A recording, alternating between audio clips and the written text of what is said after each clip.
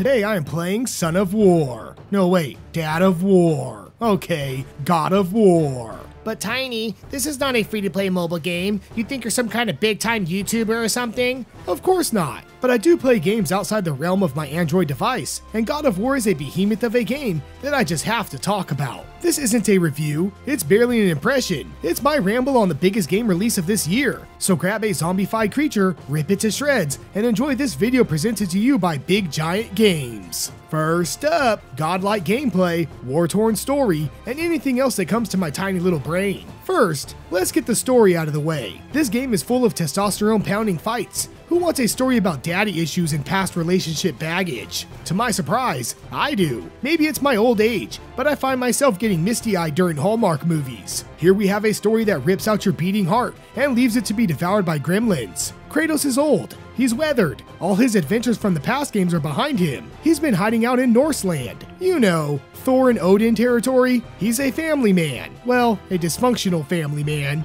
who sets out on a journey with his son to spread the ashes of his dead second wife. That's the setup. What transpires is a quest to complete a quest. In doing so, you get to know the man behind the gore and his son, Atreus, who is a lot more useful than Ellie in The Last of Us. Okay, enough story. Let's talk about the meat and potatoes of the game. The glorious ultra-uber epic in-your-face combat. Throw out everything you knew about the other God of Wars. Here we have over-the-shoulder visceral battles that transcend third-person combat. There are combos, light attacks, heavy attacks, support arrows from your son, blocking, dodging. It's all very Dark Souls-like, just more forgivable. Then there's the Spartan Rage that allows for good old-fashioned pummel and play. Yet it's the addition of the Leviathan Axe that turns this combat into a rhythmic dance of Kratos ballet. This new weapon is very different from his traditional blades. Throw the axe into enemies, bash with your fists, call the axe back, whirl it around, smash ice, throw it into multiple enemies, and wield it like a bloodthirsty hammer of Thor. It's called Mjolnir. It's called Mjolnir. Mjolnir. It's called Mjolnir. It's this mechanic that turns the combat into adrenaline-pumping action, giving the player a variety of ways to take on a variety of monsters. It even translates into puzzle completion. Oh yeah, the game is ripe with environmental puzzles that grant epic rewards. I can't forget the gear crafting, weapon upgrading, side missions, and giant ogres to decimate. Also, Atreus is no slouch. Upgrading his attacks actually helps in battle. And tag teaming a group of enemies like a father and son WWE duo makes for fantastic family bonding. Enemies grow tougher, how you kill them changes, and okay, I have to stop. There's just too much to gush over. Yeah, Tiny, you're starting to sound like a real game journalist. Are you getting paid for this? Oh, how I wish. In reality, the game does have a few issues. The new camera angle and controls don't make 360 turns all that easy. Enemies behind you can cause confusion and deaths. There is a quick turn option, although I tended to forget it was there, and even after remembering, I rarely used it. I found dodging and turning to be more cohesive to my gameplay. It's a small gripe, and an overall gameplay experience that is worthy of the gods. Next up, graphics. After wasting your precious time on its massive gameplay, I will be brief, I will be blunt, I will say the graphics are phenomenal. I know this game doesn't compare to the likes of an Ultra 4K PC game. Heck, I think Far Cry 5 looks better on Ultra settings. But for a game that lives on the PS4, it is a masterpiece of design. Kratos is a beefy, buff, pristine model of manhood, Son is an agile polygon, and the enemies are ugly. The good ugly. You know, the ugliness that comes with blood and guts. The environments are beautiful artworks, the movements are realistic and fluid, it runs smooth, it looks great in 4K or 1080p. With the PS4 Pro, you can choose to favor performance or resolution. I went with resolution for its 30 FPS cap. Either way, feast your eyes on a wonderful world full of Norse mythology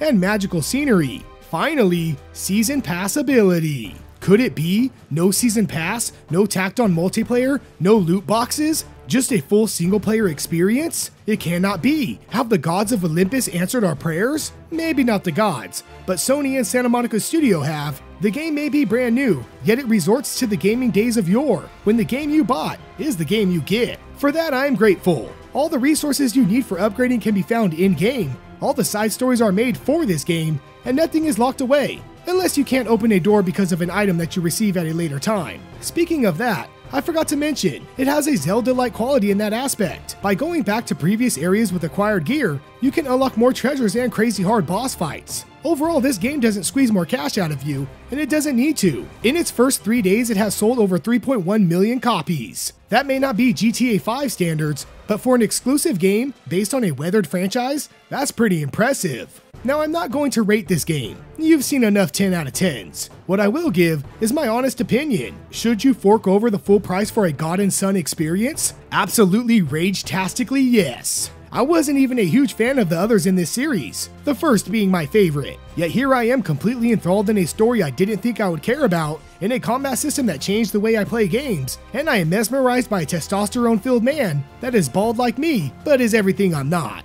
If you own a PS4, then get this game and thank me later. If you don't own a PS4, then buy one. Because for the first time in my YouTube career, I will say, this is a system seller. Warning, warning, Xbox elitist incoming. Now, I am not a Sony fanboy. I just happen to have always owned Sony consoles, mainly because I really like their exclusives. To those who only play on Xbox and refuse to give Sony a dime, then here's a compromise. Find a used PS4 to purchase, hide it in the closet, and play God of War with the door locked, so your friends don't know you turned to the dark side. Because it doesn't matter your preference. This is a game that should be played by all gamers, and if you can, then you should play it. I'm a tiny gamer. I can't afford every big game release. So wait for a sale if you have to, save your pennies if you need to, but most of all, play God of War, because you know you want to. That's it, I'm done, no more talking. This is starting to sound like a commercial. Time to throw my axe into the heads of my enemies. Time to play more Big Daddy War.